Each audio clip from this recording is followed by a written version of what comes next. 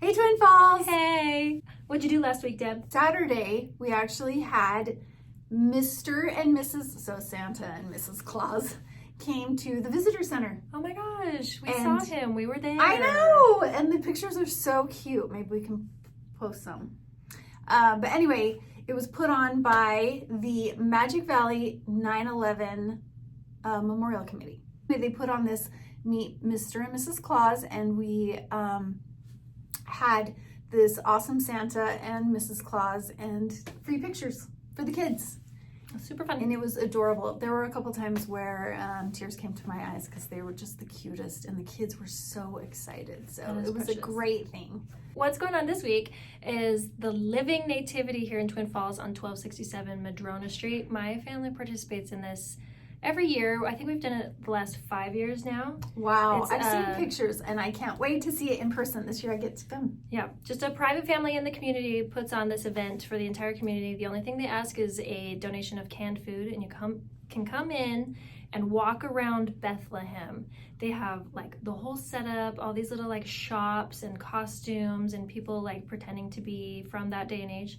And you just walk around as if you're in Bethlehem, and then at the end you get to walk past the stable where it's Mary and Joseph and their baby, and it's usually That's like sounds so magical. I think every year it's been a real baby. Wow. So, how fun. and they have But not baby bonfires. Jesus. No. They have bonfires and ways you can keep warm, and they give out free hot chocolate. So that sounds amazing. It's on someone's property? Yeah. Wow. That's so be pretty respectful. awesome. Yeah. 1267 Madrona Street this week from Thursday, Friday, and Saturday nights from 6:30 to 8:30. Today's market update. Today, as of right now, there are 202 active single-family homes on the market in Twin Falls, 70 of which are under $350,000.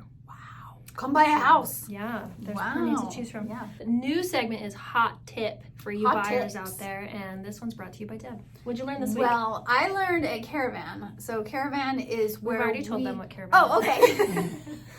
At Caravan last week, one of the real estate agents asked about first-time home buyers and what's available for a first-time home buyer. And one of them asked, do you know what a first-time home buyer is? I mean, somebody who's And never we're bought a like, home before, right? Well, of course we do. That is wrong.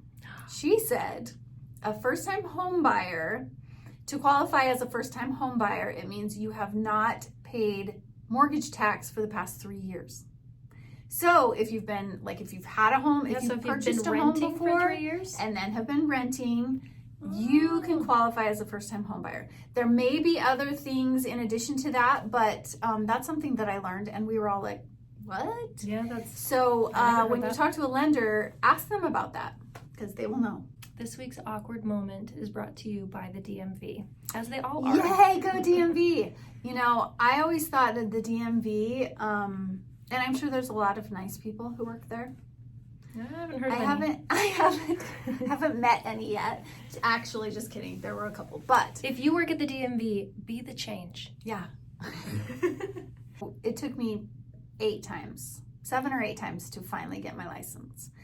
Not because I failed the test that many times, because there were just so many things so many like not loopholes, so many Red hoops. red tape. Hoops. hoops I had to jump through like a poodle. But one of the people that I went to was less than nice.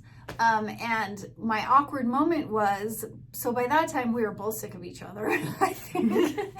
And so she was like, okay, stand next to the blue wall. And so I did. And I was just smiling, you know. I've modeled before, so I was doing it. I was, you know. You're not allowed to smile. I was loving the camera. So I was smiling and tilting my head, and she's like, don't smile. And so I was like, and she's like, straighten your head. And so I was like, this. Did she say pull your head I back? feel like, no, but I normally do that. And if she were kind, she would have said, stick your chin out a little bit. But I feel like she was waiting for when I looked the worst, and she's like, snap. And I was like, and she's like, okay, you're done. You'll get your license and blah, blah, blah. So I kind of had a little hint of an idea that my license wasn't going to be that great. But when I saw a picture of it, holy cow, I looked like like an escaped convict or something. Oh my gosh. And now I am worried that when I get pulled over, they're going to put me right in jail because That's a good picture. Get yeah, in the cab. because you obviously escaped from some mental institution or prison. So anyway, that was my experience with the DMV. So our places this week is The Rupert Square. Rupert Square. It's Christmas town. It is Christmas town, and in fact, when you're driving in and above the road, it actually there's a sign that says Christmas City, and it's like, oh, and then they have every lamppost is lined with lights, So even on cute. Main Street, and then it tells you to turn down to the historical district, and so you do that, and oh my gosh, there's wreaths on each lamppost, and there's lights strung across the road. It's so cute all the way around the square, and the square is full of lights. All the trees are lit up. They have this cute little house, which I'm assuming that Santa's there sometimes, and they have She him makes in no there. promises. Yeah, I'm just See that assuming without that because it looked like a Santa house where you can get It pictures probably is. taken. The face we want to feature today is the owner of Pedal Pushers in Kimberly, a flower shop. Her name's Jan Brown. Yes, and I met Jan, and she's so cute. Her shop is darling. It's on Main Street. So Main Street is the main street that goes right into Kimberly. The main one, yes. So anyway, it's called Pedal Pushers, and she actually had an open house last weekend. But it's so cute. You go in there and it's full of like red and green. It's Christmas time there. Aw, that's cute. It's she has all kinds of like floral arrangements, Christmas floral arrangements, and poinsettias. I don't know how to say it. But anyway, I actually bought one and it's huge and gorgeous. I'm so She jealous. took me on a tour and I asked her, I'm gonna interview her next week so we can find out more about Jan Brown. But Pedal Pushers is a darling store, and buy all your Christmas foliage. Foliage? Buy all your Christmas plants. Foliage. What is it? Foliage? Foliage. You got it right the second time. Buy all your Christmas decorations there. Our next segment is called Realtor Life. Actually, Real Tour. Real life. Real life. As a realtor. Real life as a realtor. And I'm a little hesitant to introduce this topic because somebody feels very passionately about it, but Deb is going to talk to you about ghosting. Okay, so, and I'm not going to tell you that I've never done it before, but rarely. So I was single for 15 years, and it's like prevalent. Is that the word? Well, when you're not interested in relevant. someone, you just stop Prevalent. talking to them, right? It's prevalent in the dating world, and no, you don't just stop talking to them. I think if you have like said no enough times, or if you've said that you're not interested, or that you like if you've explained yourself enough and they keep asking you out, then you can stop. So I did not realize that it was out in the real world as well. So when I became a realtor, I had my first experience. I was a brand new agent, and I signed up to do a bunch of open houses for Wolverton Homes, which they build fantastic houses, by the way. So I was I believe it was my first open house, and I had 3 people come in. And one of them, she came in and like we totally hit it off. We both have 7 kids. We both were single for a while.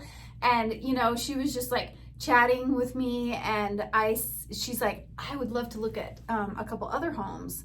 And I said, well, are you working with another agent? You know, I was, checking the boxes, making sure that I asked all the right questions. And she said, well, I've talked to somebody, but I'd much rather go look at houses with you. So we could hang out, we could go to lunch, we could do this. And so I was like, for sure. So we exchanged numbers, and I thought I had a new BFF in town. And so we texted each other a couple times, and we were planning on, going to lunch. And I was asking her also when she wanted to go look at houses. And so we text maybe back and forth 3 times. And then I text to see about going to look at a house, and nothing. A few days later, I text her again, nothing. A few days later, nothing. The the next week I text her again, nothing. So I just was like, oh, well, I guess there goes my BFF. So the next week she texted me finally and she's like, oh, sorry, I've been so busy. She said, I actually bought a house with my dad's realtor. And I was like, because I was like pumped that we hit it off and that I would be able to go show her houses and everything like that. But I was like, why? Like, why can't you just say, she probably could have told you earlier. I know. And that's what I was thinking. I'm like, don't ghost. Like, be mature and just say, hey, actually, my dad wants me to use his realtor. Like, I'd be disappointed, but fine. I totally understand. I don't know why people ghost. Like, do they think that, I don't know. I'm because they're expecting pushback. Like, if she would have said that to you, she would have probably expected you to respond with, well, why? Like, I can do this for you and I can do this for you. That's true. And you haven't signed a contract with him yet. And so it's your choice. You don't have to listen to your dad. What are you, a child? What are you, your dad's She didn't child? want to hear that. Okay. But so here's a little bit of coaching for you. If you're thinking about ghosting, just go through like worst case scenario in your head. And when you're prepared for the worst case scenario, you can be mature and just come back with, something, a nice way to say no. Especially if you're expecting worst case scenario where they're going to talk you into, talk you into buying some property in, what do they say? Florida that doesn't exist. I've got some land to sell you. Oceanfront property in Arizona. So you're looking for ding ding ding. That one. Land in Florida that doesn't exist. All right, I got it. So anyway, that was my little rant on ghosting. Let's just be mature. Here's a thought. What are you, a child? Here's a thought for you to try on. What if you prepared yourself for the worst case scenario of them ghosting you?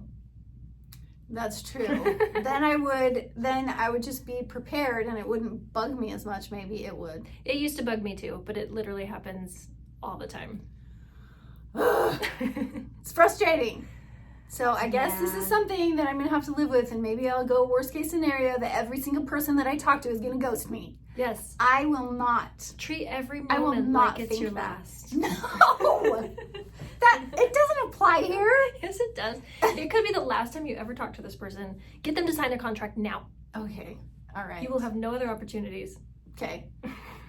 Okay, I guess I'm just going to have to mentally prepare myself for people being immature. Mic drop. Drop your mic. That's not as impactful. No, it's not. All right, well, don't ghost anybody. Go to the Living Nativity.